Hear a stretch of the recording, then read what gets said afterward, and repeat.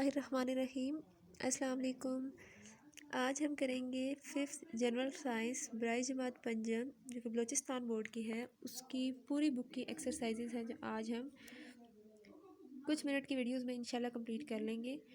Balochistan text book board जो कोयटा की है, तो आगे आने वाली जॉब्स में जो EST, JVT, JET और एजुकेटर्स की या टीचिंग की जितनी भी जॉब्स हैं उसमें आपकी इन बुक्स की एक्सरसाइज बहुत हेल्पफुल होंगी। तो हम इन बुक्स की एक्सरसाइजेज सारे चैप्टर्स बारी बारी सारी बुक्स और सारे चैप्टर्स की एक्सरसाइजेज सॉल्व कर लेंगे। आज इंशाल्लाह जनरल साइंस जो क्लास 5th की बुक है इसकी एक्सरसाइज हम कर लेंगे कंप्लीट। एक्सरसाइज में MCQs, फिलिंग द ब्लैंक्स और ट्रू फॉल्स और ये सारी चीज़ें आ रही है, कॉलम्स आगे, खाली जगह आगे, तो ये हम सारी कर लेंगे और इंशाल्लाह कॉन्सेप्ट्स के साथ करेंगे। आई होप सो ये आपकी बहुत हेल्पफुल होंगी। इसमें हमारा जो पहला चैप्टर आ रहा है वो जानदारों की क्लासिफ़िकेशन से रिलेटेड है। जानदारों की क्लासिफ़िकेशन में क्लासिफ़िकेशन की ज़रूरत और अहमियत, जानदारों के बड़े किंगडम्स, क्लासिफ़िकेशन और खुसूसियात, पौधों की क्लासिफ़िकेशन और खुसूसियात, जानवरों की, उसके अहम निकात और फिर मशक़ी सवालात आ जाते हैं। तो हम इसकी एक्सरसाइज की तरफ जाते हैं, इसके मशक़ी सवालात हल करते हैं। मशक़ी सवालात हल करने के लिए हम इसके पहले चैप्टर की पहली एक्सरसाइज पे चले जाते हैं। रेप्टाइल्स, एम्फीबियंस, ये सारे रीड आउट कर लीजिएगा, इसमें भी कॉन्सेप्ट्स हैं, लेकिन हम शॉर्ट सी वीडियो में इस पूरी बुक को आज कवर करने की कोशिश करेंगे और इंशाल्लाह इसको कवर कर लेंगे। इसमें पहला MCQs आ रहा है कि चमगादड़ का ताल्लुक किस ग्रोह से है। तो इसमें 4 ऑप्शंस गिवन हैं, मैमल्स, परिंदे, रेप्टाइल्स और एम्फीबियंस। तो इसमें जो दुरुस्त ऑप्शन है वो अलिफ वाला है, मैमल्स, यानी चमगादड़ का ताल्लुक मैमल्स के ग्रोह से है। दूसरा आ रहा है जानवरों का वो ग्रुप जिसकी 6 टांगें होती हैं। तो 6 टांगों वाला मछलियाँ, एम्फीबियंस, वर्म्स या हशरात। तो इसमें से करेक्ट ऑप्शन 6 टांगों वाला जो ग्रुप आ रहा है वो हशरात का ग्रुप है, ठीक है, यानी इसमें से दाल वाला ऑप्शन इसका करेक्ट है। उसके बाद थर्ड वाला है मछलियाँ सांस लेती हैं फेफड़ों के ज़रिए, जिल्द के ज़रिए, गिल्स के ज़रिए या मुंह के ज़रिए। तो मछलियाँ सांस जो है वो गिल्स के ज़रिए लेती हैं, यानी इसका ऑप्शन जीम वाला करेक्ट ऑप्शन आ रहा है। ये 3 MCQs हमारे सॉल्व हो गए। नेक्स्ट पेज पे चलते हैं। चौथा MCQs हमारा आ रहा है, मकई के बीज में कोटिलेडन्स की तादाद बतानी है। तो मकई के बीज में कोटिलेडन्स की तादाद कितनी होती है, 1, 2, 3 या 4।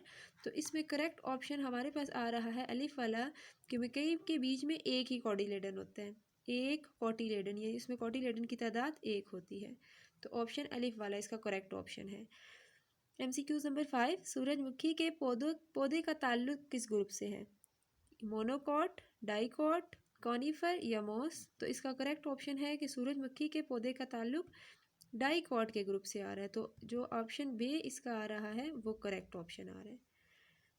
MCQs पहले चैप्टर की एक्सरसाइज की कंप्लीट हो गए, हमारे 5 ही MCQs थे। अब हम फिलिंग द ब्लैंक्स पे मूव ऑन कर जाते हैं। अब देखें, पहली खाली जगह में आ रहा है कि ऐसे जानदार जिनका जिस्म एक सेल पर मुश्तमिल होता है डैश कहलाता है। तो एक सेल वाले जिस जानदार का जिस्म एक सेल पर मुश्तमिल होता है उसको इंग्लिश में यूनिसेलुलर बोलते हैं और उर्दू में उसको यकखुलवी जानदार कहते हैं। मैं आपको बता देती हूँ कैसे लिखते हैं इसको। उसमें आ रहा है यकखुलवी जानदार। दूसरा हमारे पास आ रहा है, दुनिया में परिंदों की डैश से जाहिद इकसाम पाई जाती हैं। तो इसमें आप लिखेंगे कि दुनिया में परिंदों की 10,000 से जाहिद इकसाम पाई जाती है, यानी इसमें 10,000 से जाहिद इकसाम आ जाएंगी। फिर हशरात का जिस्म 3 हिस्सों यानी सर, डैश और डैश में तकसीम होता है। तो इसके 3 हिस्सों में सर तो लिखा हुआ आ गया, इसमें लिख ले सीना और पेट में तकसीम होता है, यानी इस वाले में सीना आएगा और इस वाले में पेट आ जाएगा। ये सर, सीना और पेट। उसके बाद चौथा है, फूलदार पौधों में बीज डैश के अंदर पैदा होता है, यानी फूलदार पौधे जो हैं उसमें बीज किसके अंदर पैदा होता है, तो फूलदार पौधों में बीज फलों के अंदर पैदा होता है। फिर आखिरी खाली जगह हमारे पास आ रही है, डाइकॉट पौधों के फूलों की पत्तियों यानी डैश या डैश की तादाद 4 या 5 के मज़ाफ होती है। तो इसमें पहले में आ जाएगा सेपल्स या पेटल्स। अब इनको लिखते कैसे हैं, सेपल्स या पेटल्स, इसको ऐसा लिखा जाता है। तो डाइकॉट पौधों के फूलों की पत्तियां यानी सेपल्स या पेटल्स की तादाद 4 या 5 के मज़ाफ होती है। अब हम आगे चलते हैं। सही जुमले के सामने टिक और गलत जुमले के सामने क्रॉस का निशान लगाएं। तो पहला आ रहा है हमारे पास कि बैक्टीरिया कसीर खुलवी जानदार हैं। कसीर खुलवी उन जानदार को बोलते हैं जो ज़्यादा सेल्स से मिलकर बनते हैं, लेकिन बैक्टीरिया तो एक सेल से मिलकर बनता है, इसलिए इसका ऑप्शन है ये क्रॉस होगा। ठीक है, पहला जो है वो क्रॉस है। ये पॉइंटेड क्रॉस। उसके बाद है फंजाई अपनी खुराक खुद तैयार कर सकते हैं, तो ये भी क्रॉस है। फंजाई अपनी खुराक खुद तैयार नहीं कर सकते। थर्ड वाला है मैमल्स इनवर्टिब्रेट जानवरों की क्लास है, तो ये भी क्रॉस है क्योंकि मैमल्स जो है वो वर्टिब्रेट जानवरों की क्लास में आ जाते हैं। तो थर्ड वन जो है इसका क्या है, थर्ड वन भी फॉल्स है। ठीक है, उसके बाद फोर्थ वन आ जाता है कि पौधों को दो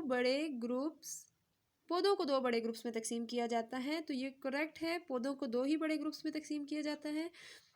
उसके बाद है गुलाब, आम और मटर के पौधे मोनोकॉट पौधों की मिसालें हैं, तो ये भी क्रॉस है क्योंकि ये गुलाब, आम और मटर के पौधे जो हैं ये मोनोकॉट नहीं बल्कि ये डाइकॉट पौधों की मिसालें आ जाती हैं।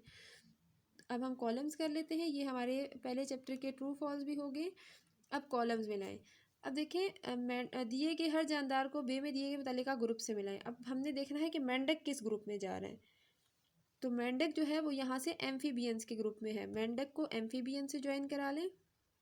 दूसरा आ रहा है छिपकली। छिपकली रेप्टाइल्स के ग्रुप में जाती है, तो छिपकली को रेप्टाइल्स से करा लेते हैं। फिर आ जाता है तितली, तो तितली हशरात में आती है, इंसेक्ट्स में है, इसको हशरात से करा दिया। उसके बाद आ रहा है अर्थवर्म, तो ये अर्थवर्म वर्म्स से रिलेटेड है, तो ये वर्म्स में आएगा। और लास्ट वन है वेल। वेल्स जो है वो मेमल्स के ग्रुप में से, यानी वेल्स मेमल के ग्रुप्स में चला जाएगा।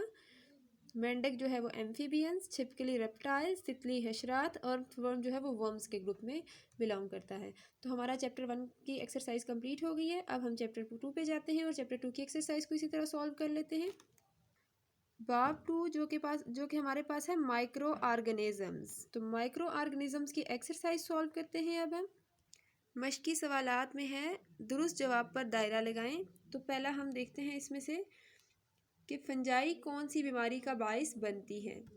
इसमें 4 बीमारियां गिवन है आपके पास, नज़ला, पोलियो, हैज़ा या एथलेटिस फिट। ये पाँव की बीमारी होती है, पाँव में, तो ये इसका करेक्ट ऑप्शन जीम है।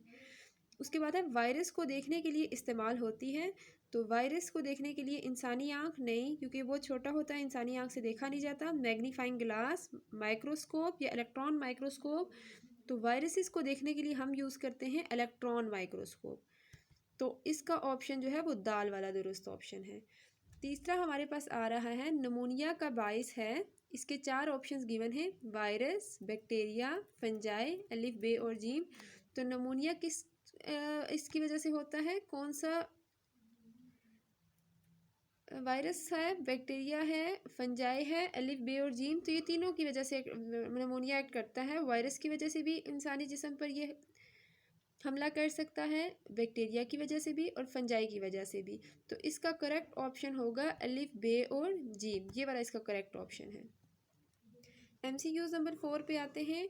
टाइफाइड का सबब बनने वाले बैक्टीरिया इंसानी जिस्म में किस तरह दाखिल होते हैं, यानी ये बैक्टीरिया इंसानी जिस्म के अंदर दाखिल होते हैं, फिर टाइफाइड की बीमारी, इंसान में टाइफाइड की बीमारी आ जाती है। तो वो कैसे हमारे जिस्म के अंदर जाते हैं, जिल्द पर ज़ख़म के ज़रिए, हवा के ज़रिए, आलूदा खुराक और पानी के ज़रिए या जानवरों के ज़रिए। तो टाइफाइड के लिए हमारे पास करेक्ट ऑप्शन है जीम, आलूदा खुराक और पानी के ज़रिए। इसका करेक्ट ऑप्शन जीम है हमारे पास। फिर है मुर्दा इस्साम के गलने सड़ने या तहलील में अहम किरदार अदा करते हैं, वायरसेस और बैक्टीरिया, फंजाई और बैक्टीरिया, वायरसेस और फंजाई या सिर्फ वायरसेस। तो इसमें करेक्ट ऑप्शन बैक्टीरिया या फंजाई या बैक्टीरिया, बे वाला ऑप्शन जो है वो करेक्ट ऑप्शन है। चैप्टर 2 के MCQs कंप्लीट हो गए। अब इसकी फिलिंग द ब्लैंक्स देख लेते हैं। बैक्टीरिया यक खुलवी और डैश जानदार हैं, तो बैक्टीरिया यक खुलवी और खुर्दबीनी जानदार हैं। यहाँ पर खुर्दबीनी लिख लेते हैं, ये मैं बता देती हूँ, फिर मैं इस फिलिंग द ब्लैंक्स के सोल्यूशन की पिक्चर शेयर करती हूँ। फिर बेकरी की अशिया डैश की मदद से तैयार की जाती हैं, तो इसमें खुश्क यीस्ट या खमीर आ जाता है। नमूनिया के मरीज़ को बुखार, खांसी, दर्द के अलावा डैश लेने में मुश्किल पेश आती है, तो यहाँ पर हम लिखेंगे सांस लेने में मुश्किल पेश आती है। वायरस को डैश की मदद से देखा जा सकता है, इलेक्ट्रॉन माइक्रोस्कोप की मदद से देखा जा सकता है। गन्ने के पौधे में डैश जैसी बीमारियां फंजाई से पैदा होती हैं, तो ये दो बीमारियां हैं, रस्ट और स्मट। तो ये हमारे फिलिंग द ब्लैंक्स के आंसर्स हैं। पहली में खुर्दबीनी, दूसरे में खुश्क यीस्ट या खमीर, तीसरा था सांस लेने, चौथा इलेक्ट्रॉन माइक्रोस्कोप और पांचवा था रस्ट और स्मट। अब हम इसके ट्रू फॉल्स कर लेते हैं। सही जुमले के सामने ट्रू और गलत जुमले के सामने क्रॉस का निशान लगाकर इसको हमने सॉल्व करना है। पहला आ रहा है हमारे पास कि एलजी को सिर्फ माइक्रोस्कोप की मदद से देखा जा सकता है, तो ये क्रॉस है। फंजाई का जिस्म मुख्तलिफ किस्म के धागा नमा रेशों पर मुश्तमिल होता है, तो ये ट्रू ऑप्शन है, इसका जिस्म ऐसा ही होता है। खाम चमड़े को वायरस की मदद उम्दा किस्म के चमड़े में तब्दील किया जाता है, नहीं ये फॉल्स है, क्योंकि इसको बैक्टीरिया की मदद उम्दा होता है, यहाँ पर वायरस नहीं है, तो ये ऑप्शन क्रॉस है। उसके बाद मच्छर के काटने से मुख्तलिफ बीमारियों के जरासीम इंसानी जिस्म में दाखिल होते हैं, ये ट्रू है कि जब मच्छर काटता है तो मुख्तलिफ किस्म के जरासीम इंसानी जिस्म में दाखिल हो जाते हैं। उसके बाद है नाखून काटते वक्त एहतियात करनी चाहिए ताकि ज़ख़म ना लगे, तो ये भी ट्रू है कि ऐसा ही होना चाहिए। अब हमारे 2 चैप्टर्स मुकम्मल हो गए, इसके सिर्फ कॉलम्स रह गए, इसको कर लेते हैं, फिर हमारा चैप्टर नंबर 2 भी कंप्लीट हो जाएगा। अच्छा जी, अब देखें वायरस दिए गए हर जानदार को कॉलम बे में दिए गए मुतल्लिका बीमारी या किरदार से मिलाएं। तो अब वायरस की वजह से कौन सी बीमारी या इसका क्या किरदार है, तो इसकी वजह से पोलियो की बीमारी लाहक होती है, तो वायरस को पोलियो से मैच करा लेते हैं। उसके बाद दूसरा आ रहा है बैक्टीरिया, तो बैक्टीरिया की वजह से इन्फेक्शंस फैलते हैं, तो बैक्टीरिया को इन्फेक्शन से मैच करा लेते हैं, इन्फेक्शन से। उसके बाद तीसरा आ जाता है हाइफी, हाइफी जो है वो फंजाई का जिस्म है, हमने भी पढ़ा था कि लच्छेदार धागेदार और इस तरह हाइफी टाइप इसका जिस्म होता है फंजाई का। उसके बाद लाखड़ा काकड़ा, ये भी एक बीमारी है, ये छूने से लाहक होती है, तो इसको छूने से मैच करा लेंगे। उसके बाद यीस्ट यानी खमीर, तो इसको लास्ट इससे करा लें कि मुर्दा इज्साम आ जाते हैं, या फिर नहीं बल्कि यीस्ट में तो बेकरी में डबल रोटी की तैयारी के लिए ना, अभी हमने खाली जगह में भी किया, तो यीस्ट के लिए ये करेक्ट ऑप्शन आ जाएगा इसका। तो हमारे 2 चैप्टर्स मुकम्मल हो गए, अब हम आगे मूव करते हैं नेक्स्ट चैप्टर पर। ये नेक्स्ट एक्सरसाइज की मश्की सवालात, दुरुस्त जवाब पर दायरा लगाएं। इसमें पहला है हवाई आलूदगी बीमारी का बाइस बन सकती है, यानी हवाई आलूदगी की वजह से कौन कौन सी बीमारियां हो सकती हैं। ऑप्शन 1 है हैज़ा, टाइफाइड, हेपेटाइटिस या फेफड़ों का कैंसर, तो इसका करेक्ट ऑप्शन है फेफड़ों का कैंसर, यानी दाल वाला जो इसका जवाब है वो दुरुस्त जवाब है। फेफड़ों का कैंसर हवाई आलूदगी की वजह से बनता है। नंबर 2 आ रहा है आबी आलूदगी के बड़े ज़राए में शामिल है सनतों से खारिज होने वाला पानी, गर्दो गुबार, कारखानों का धुआं या गाड़ियों का धुआं। तो आबी आलूदगी के बड़े ज़राए में जो शामिल है वो है सनतों से खारिज होने वाला पानी, यानी इसका ये वाला ऑप्शन जो है वो दुरुस्त ऑप्शन है, अलिफ वाला। तीसरा आ रहा है नाकाबिले तहलील मादे हैं, नाकाबिले तहलील मादे कौन से हैं। दरख्तों के पत्ते हैं, प्लास्टिक के खिलौने, सूती कपड़े के टुकड़े या अखबार के टुकड़े। तो ये सारी चीज़ें काबिले तहलील हैं, दरख्तों के पत्ते भी ज़मीन में काबिले तहलील हैं, सूती कपड़े के टुकड़े भी, अखबार के कागज़ भी, प्लास्टिक के खिलौने जो हैं वो नाकाबिले तहलील मादे हैं, तो इसमें इसका बे वाला ऑप्शन जो है वो दुरुस्त ऑप्शन है। चौथा है काबिले तहलील मादा है शीशा, प्लास्टिक, आटा या स्टायरोफोम, तो शीशा काबिले तहलील नहीं है, प्लास्टिक भी नहीं है, स्टायरोफोम भी नहीं है, आटा जो है वो काबिले तहलील मादा है, इसका भी ऑप्शन बे वाला करेक्ट है। पांचवा और आखिरी है ज़मीनी आलूदगी का बाइस बनते हैं गंदगी के ढेर, जहरीली गैस, काबिले तहलील मादे या गाड़ी के हॉर्न, तो ये गंदगी के ढेर ज़मीनी आलूदगी का बाइस बनते हैं। हमारे अगले चैप्टर के MCQs कंप्लीट हो गए, अब हम कॉलम्स कर लेते हैं इसके। हवाई आलूदगी ये किसकी वजह से फैलती है, गाड़ी के इंजन की बर वक्त ट्यूनिंग ना करवाना, तो इसको ऑप्शन को मिला लेते हैं। उसके बाद है आबी आलूदगी यानी पानी की आलूदगी मछलियों के मर जाने की वजह से फैलती है। ज़मीनी आलूदगी किसकी वजह से फैलती है, ये घरेलू कूड़ा क्रिकेट को जब हम गली में जो कूड़ा क्रिकेट है उसको फेंक देते हैं। उसके बाद काबिले तहलील मादे काबिल तहलील मादे और नाकाबिल तहलील मादे कौन से हैं? काबिल तहलील मादे, नाकाबिल तहलील मादे तो सरामिक्स के बर्तन हैं, और काबिल तहलील मादे जो हैं वो मुर्दा जानदार हैं, क्योंकि तो ज़मीन के अंदर डिकम्पोज हो जाते हैं ना। उसके बाद हमारे पास फिलिंग द ब्लैंक्स आ जाती हैं। ज़मीन के औसत टेम्परेचर में इजाफा जो है, इजाफे का बाइस डैश आलूदगी है, तो ये हवाई आलूदगी आ जाएगी। दूसरा है जानदारों के मुर्दा अजसाम डैश मादों की मिसालें हैं, तो जानदारों के मुर्दा अजसाम जो हैं वो तो काबिल तहलील हैं, वो ज़मीन के अंदर डिकम्पोज हो जाते हैं, तो ये काबिल तहलील मादों की मिसालें हैं। हैज़ा, टाइफाइड और पेचिश जैसी बीमारियां डैश पानी के पीने से पैदा होती हैं, तो ये गंदा पानी यानी आलूदा पानी पीने की वजह से होती हैं। ज़ाती गाड़ियों के बजाय पब्लिक डैश को तरजीह दी जाए, ज़ाती गाड़ियों के बजाय हमें पब्लिक ट्रांसपोर्ट को तरजीह दी जाए। प्लास्टिक डैश तहलील मादा है, तो प्लास्टिक नाकाबिल तहलील मादा है। इसके मैं आपको आंसर दिखा देती हूँ, 5 खाली जगह हैं, उसके आंसर दिखा देती हूँ। ये पहले 5 खाली जगहों के आपके पास जवाबात हैं। अब हम इसके सही दुरुस्त कर लेते हैं। ये आ रहा है जिल्द और आँखों की बीमारियां आलूदा हवा की वजह से होती हैं, ये दुरुस्त है। आबी जानदार प्लास्टिक के लिफाफों को निगल कर मर जाते हैं, ये भी दुरुस्त है। तीसरा है पत्ते, सब्जियां, फल, कागज़ और सूती कपड़े वगैरह नाकाबिल तहलील मादे की मिसालें हैं, ये क्रॉस हैं क्योंकि ये काबिल तहलील मादे की मिसालें हैं। उसके बाद है आलूदा पानी पीने से हैज़ा, टाइफाइड, डायरिया जैसी मौलिक बीमारियां पैदा होती हैं, ये भी दुरुस्त है। काबिल तहलील एशिया पौधों की जड़ों की नशोनुमा में रुकावट पैदा करती है, तो ये क्रॉस है क्योंकि काबिल तहलील एशिया जो है वो रुकावट पैदा नहीं करती। तो हमारा नेक्स्ट चैप्टर भी कंप्लीट हो चुका है, उसकी खाली जगह, उसके दुरुस्त क्रॉस गलत दुरुस्त और उसके एमसीक्यूज कंप्लीट हो चुके हैं। अब हम अपने नेक्स्ट चैप्टर की एक्सरसाइज की तरफ आते हैं, जो कि है मादा और इसकी हालतों में तब्दीली। ये आ रहा है तभी हालतों में मादी ज़र्रात इर्ताशी हरकत करते हैं। अलिफ है ठोस, माया, गैस, ये तीनों हालतों में, तो इसका जो दुरुस्त जवाब है वो दाल है कि तीनों हालतों में जो है वो मादी ज़र्रात इर्ताशी हरकत करते हैं। दूसरा है गर्म करने पर ठोस शय की माया में तब्दीली के दौरान वक़ूफ़ पज़ीर होने वाले अमल कहलाते हैं। जब ठोस शय माया में बदलती है, जैसे बर्फ़ को पिघलाकर पानी दे देते हैं, पानी बन जाता है, तो वो पिघलने का अमल होता है। इसका ऑप्शन बे करेक्ट है। तीसरा आ रहा है किसी गैस के ठंडा होकर माया बन जाने के वक़ूफ़ पज़ीर होने वाला अमल कहलाता है, यानी गैस ठंडी होकर जब माया में तब्दील हो जाती है, तो इस अमल को, पहला ऑप्शन आ रहा है कि जमने का अमल, पिघलने का अमल, अम्ले तबखीर या अम्ले तकसीफ, तो इस अमल को हम कहते हैं अम्ले तकसीफ का अमल।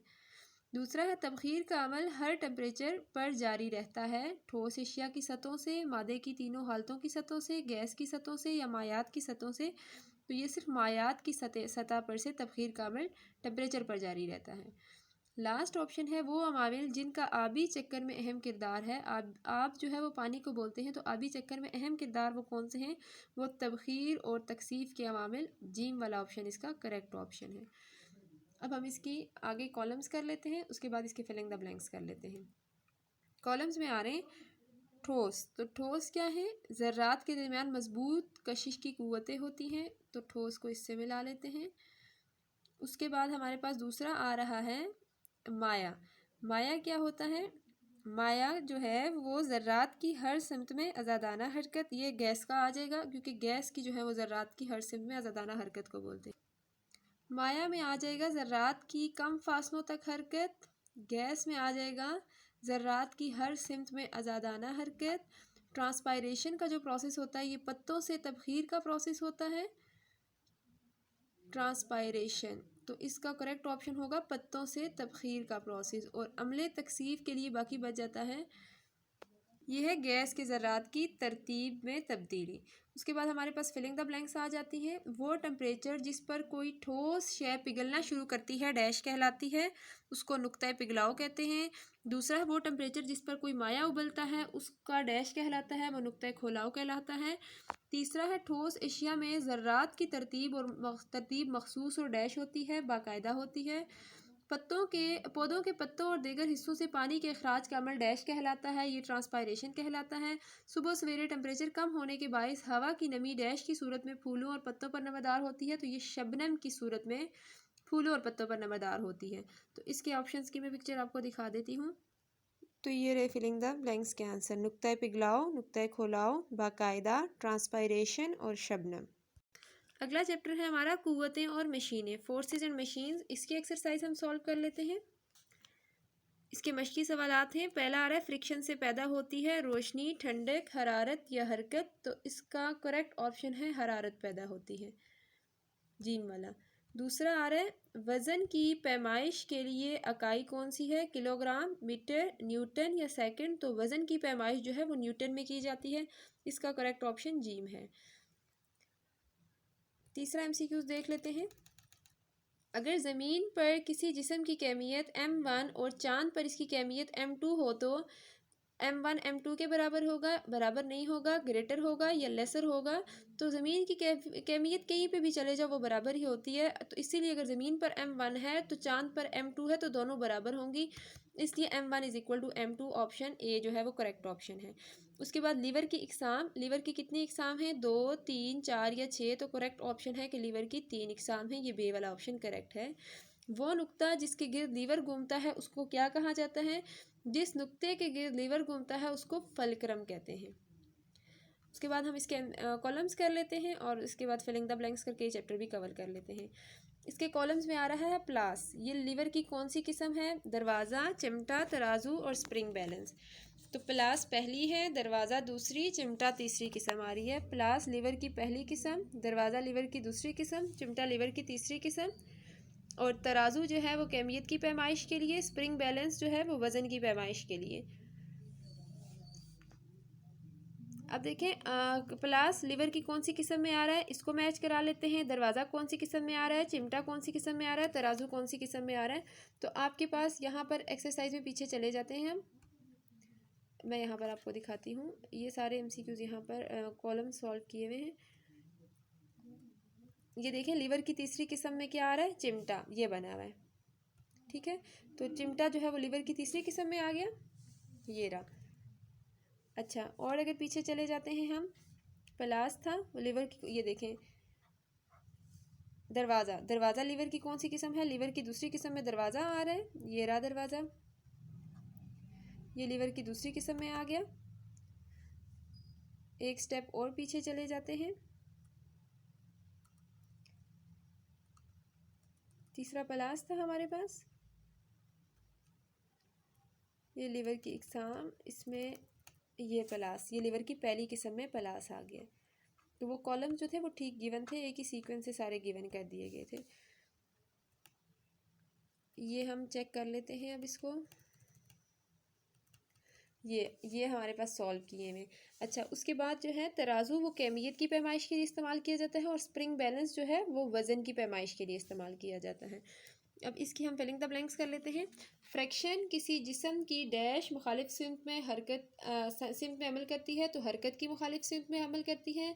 दूसरा है स्टेपलर लीवर की डैश किस्म की मिसाल है, तो ये तीसरी किस्म की मिसाल है। कैंची लीवर की पहली किस्म की मिसाल है। चांद पर किसी चीज़ का वज़न उसके ज़मीन पर वज़न से 6 गुना कम होता है। और जमूद का इन्हिसार जिस्म की इज्साम की या जिस्म की कैमियत पर होता है। इसके ऑप्शन मैं दिखा देती हूँ, इसके आंसर्स ये हमारे पास इसके करेक्ट ऑप्शन है, हरकत तीसरी, पहली, 6 गुना और कैमियत। अब इसके दुरुस्त और गलत कर लेते हैं। ऐसी कुव्वत जो इज्साम की हरकत में मददगार हो फ्रिक्शन कहलाती है। ट्रू फॉल्स के लिए हम सॉल्व करते हैं। तो पहला हमारे पास क्रॉस है, दूसरा है ज़मीन का चीज़ों को अपनी तरफ खींचना कशिश शकल कहलाता है, ये ट्रू है। किसी जिस्म में मौजूदा मादे की मिकदार उसका वज़न कहलाती है, ये क्रॉस है, उसका वज़न नहीं बल्कि उसका कैमियत कहलाती है। प्लास, दरवाज़ा और हथगाड़ी वगैरह सादा मशीनों की इकसाम हैं, ये भी क्रॉस है। मछली पकड़ने के लिए चिमटे का इस्तेमाल किया जाता है, ये भी क्रॉस है। तो ये वाला चैप्टर हमारा कंप्लीट हो गया। अब हम नेक्स्ट चैप्टर पे जाते हैं और इसकी एक्सरसाइज कर लेते हैं सॉल्व। ये हमारा चैप्टर नंबर 6 था। अब चैप्टर नंबर 7 हमारा आ रहा है रोशनी की हुसूसियात और तर्ज अमल। रोशनी की हुसूसियात और तर्ज अमल की एक्सरसाइज सॉल्व कर लेते हैं जल्दी से।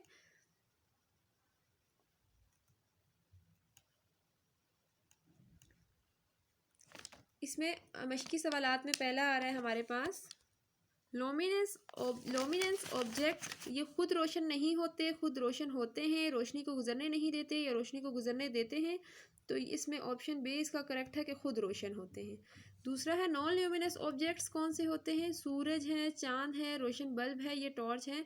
तो नॉन ल्यूमिनस ऑब्जेक्ट चांद होगा, क्योंकि चांद खुद रोशन नहीं होता, बल्कि जब चांद पर रोशनी पड़ती है तो वो रोशन हो जाता है। यानी इसका ऑप्शन बे वाला करेक्ट ऑप्शन है।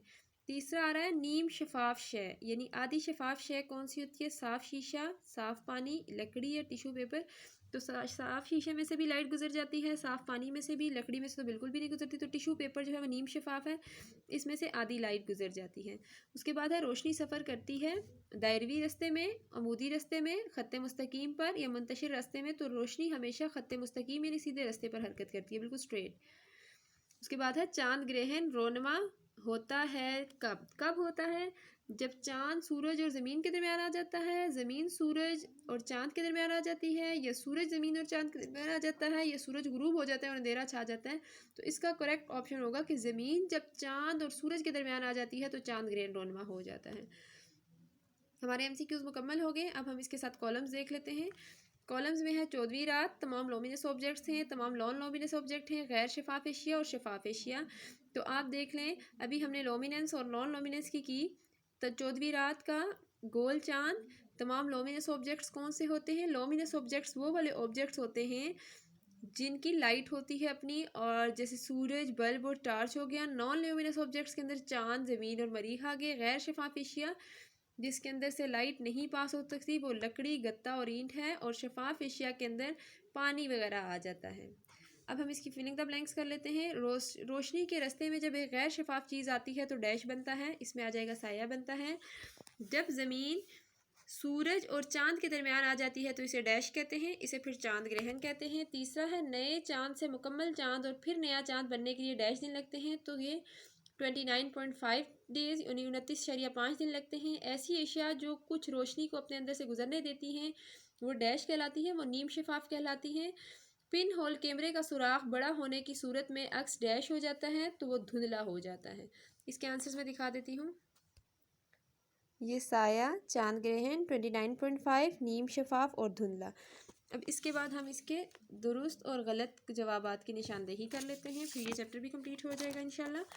पहला आ रहा है कि ऐसी एशिया जो खुद अपनी रोशनी खारिज नहीं करते लोमिनस कहलाते हैं, तो ये क्रॉस होगा क्योंकि वो नॉन लोमिनस होते हैं। टिश्यू पेपर, फिल्टर पेपर, रंगीन प्लास्टिक का जग नीम शफाफ एशिया की मिसालें हैं, ऐसा ही है, ये ट्रू है। गैर शफाफ ऑब्जेक्ट्स का साया नहीं होता, क्रॉस है। सूरज ज़मीन के गिर्द और ज़मीन चांद के गिर्द गर्दिश करती है, तो ये गलत है क्योंकि सूरज ज़मीन के गिर्द गर्दिश नहीं करती। फिर फेज़ 6 में चांद का दाया किनारा तारीख दिखाई देता है, तो ये ट्रू है कि फेज़ 6 में दाया किनारा तारीख ही दिखाई देता है। तो हमारा ये चैप्टर भी कंप्लीट हो गया है। अब हम नेक्स्ट चैप्टर की एक्सरसाइज को जल्दी से कवर कर लेते हैं। नेक्स्ट चैप्टर हमारा है बिजली और मकनातीसियत यानी इलेक्ट्रिसिटी एंड मैग्नेटिज्म। इस चैप्टर की एक्सरसाइज पर आते हैं और इस चैप्टर की एक्सरसाइज जल्दी से कवर कर लेते हैं। ये हमारी इंशाल्लाह 1 से 2 मिनट में हो जाएगी कवर। इसमें आ जाता है, पहला ऑप्शन है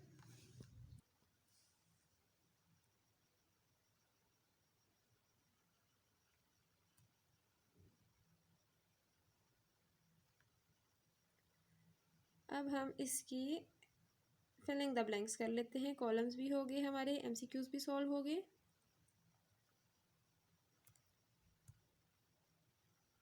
फिलिंग द ब्लैंक्स में पहली खाली जगह में आ जाता है किसी सर्किट में चार्जेस के बहाव की शरह को डैश कहते हैं, तो यहाँ पर हम लिख लेंगे कि इसकी शरह को इलेक्ट्रिक करंट कहते हैं।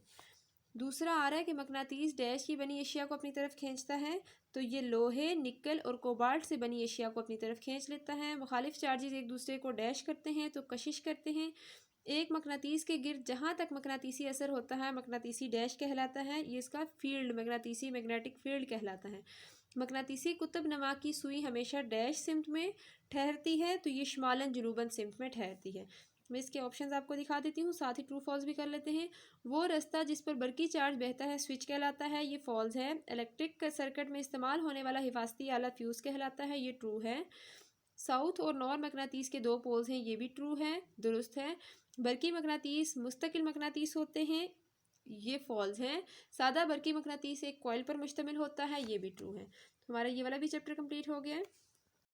अब हमारे दो ही चैप्टर्स आएंगे, चैप्टर नंबर 9 और चैप्टर नंबर 10। चैप्टर नंबर 9 है सॉइल, मट्टी, इसको हम जल्दी से सॉल्व कर लेते हैं और फिर चैप्टर नंबर 10 की एक्सरसाइज सॉल्व करके हमारी बुक कंप्लीट हो जाएगी।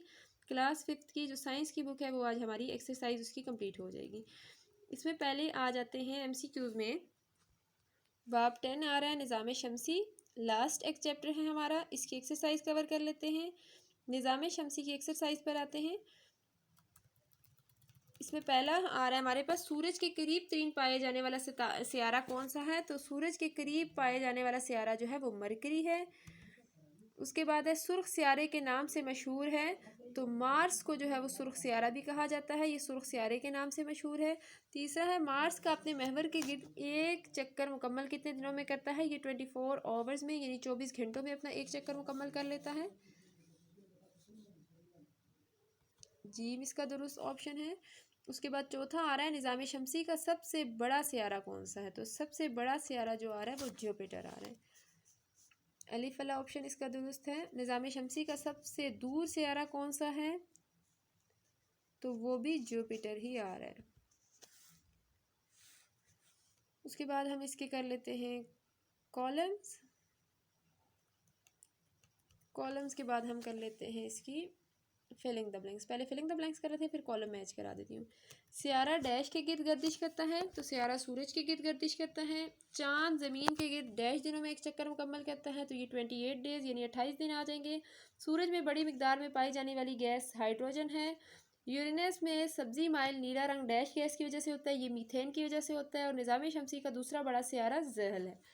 उसके बाद हमारे ट्रू फॉल्स हैं। ट्रू फॉल्स में है हमारा निज़ाम शमसी सूरज और इसके गिर्द गर्दिश करने वाले 8 सियारों पर मुश्तमिल है, ये ट्रू है। सूरज की बैरून सतह का टेम्परेचर, ये फॉल्स है। तीसरा जो है नेपच्यून के चांदों की तादाद 13 है, ये भी ट्रू है। ज़मीन सूरज के गिर्द 365 डेज में एक चक्कर मुकम्मल करती है, ये भी ट्रू है। ऐसा खिलाई जहाज़ जो किसी सियारे के गिर्द गर्दिश करे सैटेलाइट कहलाता है, ये भी ट्रू ऑप्शन है।